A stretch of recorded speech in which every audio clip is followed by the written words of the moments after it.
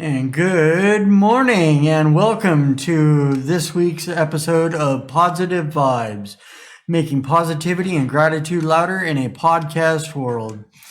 And this morning, as my guest, I have my good friend Jose, who's here at the radio station with me, and he actually is a host of his own show, the Juan Hour Show, here at the studio. Good morning. How are you? Hey, I'm doing phenomenal. Good to see you this morning, Jose. Well, thank you for inviting me. I just want to say, it's when you work at the station here and you host people and you do shows, you get into that mode. But I've never been invited as a guest, so it's kind of cool. Yeah, right on. I'm having a hard time hearing myself, so I don't know if I'm being heard. Anyways, but you're right. It's a beautiful morning here in Tacoma, and I'm excited about. I'm excited to be in your show. I'm really excited. Right on. Well, thank you. Yeah, and it's definitely a beautiful. Definitely a beautiful morning here in Tacoma. I was out this morning, and I was telling you, I got here way too early for the sunrise, being with the time change, and but at any rate, an hour later, when the sunrise did happen, I got out there and got some awesome shots, just phenomenal shots. I follow you, so I know some of the shots you do, and I was excited to see some of those this morning. Right on. Yeah, it was just amazing. I didn't know that I'd get those shots this morning. I was just hoping for a little bit of sunrise. I totally understand because I guess I am the host, the guest, so I could talk about me. One of the things that, as you know, I do like a little spiritual work. And I've been doing spiritual work for a few years since my life really changed. And but part of that, I also needed a creative side. I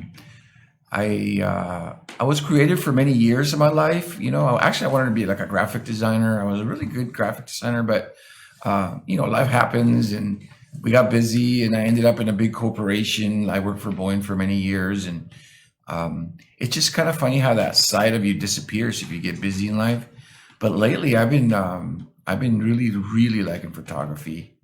I don't have like the equipment that I want yet, but I've been using a lot like my phone and filters and things like that. And it's amazing what you could do with a phone nowadays. Yeah, totally. And I've done really good. Not to pat myself in the back, but I think I've taken a few shots that I'm really proud of. Yeah, it's like that's me. I get out there and I take some shots, and sometimes it's like, yeah, I wish that could have been better. But then I get out there sometimes and it's like, wow, I can actually take a picture that good with my phone. Yeah, exactly. So, but but like I was saying, it's a lot of it. Like I went out last night to Titlow Park. That's where I go a lot. That's one of my place to go. And it was really dark, and I had a great time though.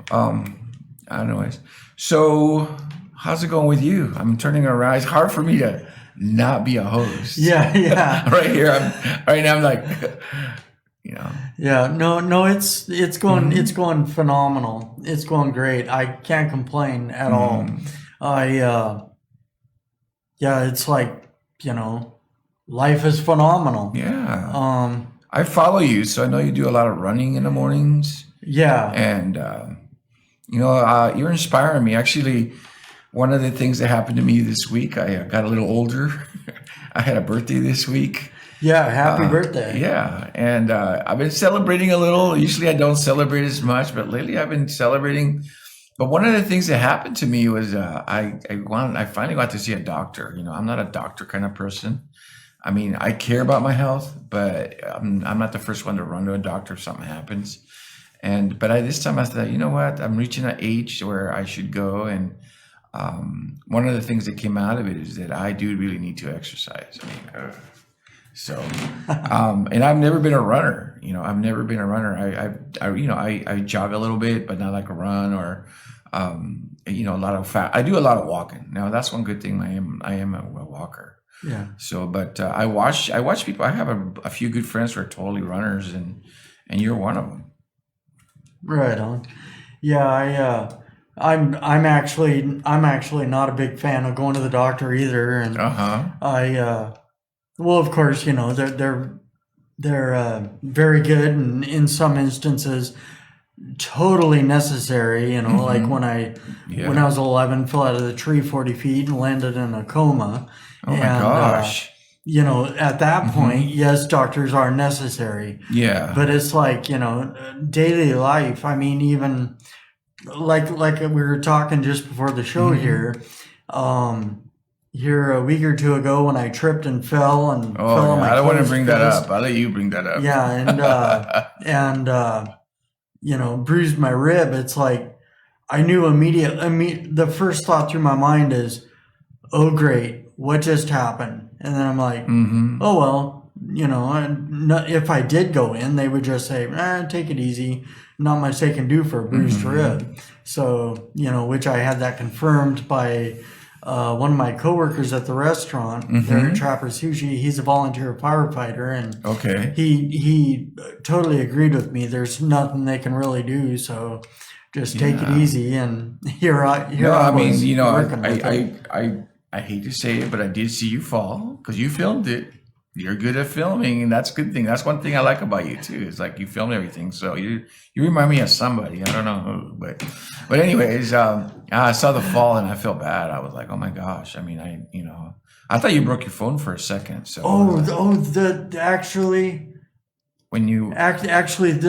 you're talking about, the fall that I recorded. Yeah, that was the second one. Oh, that was a couple days or a week later. And it was, as a matter of fact, if I remember correctly, that was exactly 1 week later. Oh. And I had already bruised my rib.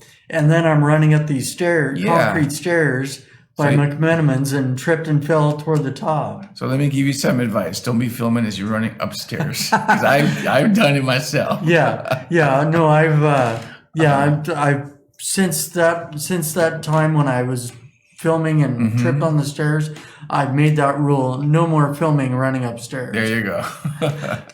Or running downstairs. That would suck. No, but I really want to thank you for inviting me. It's when you invited me. Like I said, when I've been inviting people to come to the station, and I'm really proud of the station.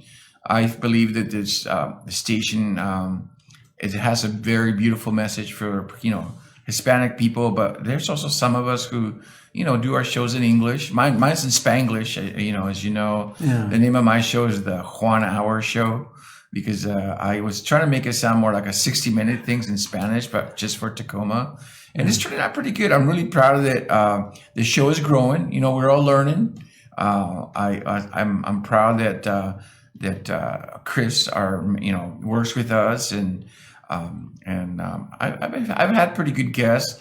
Lately I do, with the pandemic, things kind of slowed up, at the beginning I put a lot more effort where I had a little bit more time, but seems like I've been doing a lot of work lately. Yeah. I've been putting a lot of work. And talking about restaurant, you said you work at Trapper Sushi up in Bunny Lake. Yeah. So I kind of have a couple of access to some restaurants that I run and manage, and they're called Jubilee Hamburgers.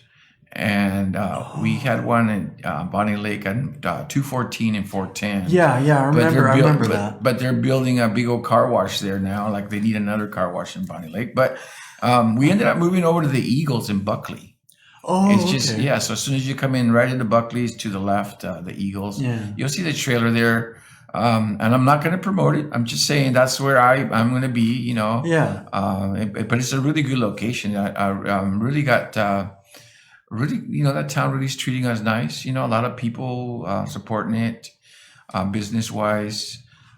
It's a lot of work, because we have to run up there everyday supplies and everything. And but But I'm proud of the operation. We have several locations, and then we have a restaurant here in Tacoma. Huh. So, and a couple of coffee shops we manage. So it keeps me busy. I'm busy during the week, and then trying to find people to, and I think that's the hardest part for me and you, trying to find somebody who is willing or work with you or, make a difference. Or, I mean, there's a lot of heroes out there. I call them my heroes, my guests, because we're showing them off, to the community. But yeah, no, I was happy when you invited me.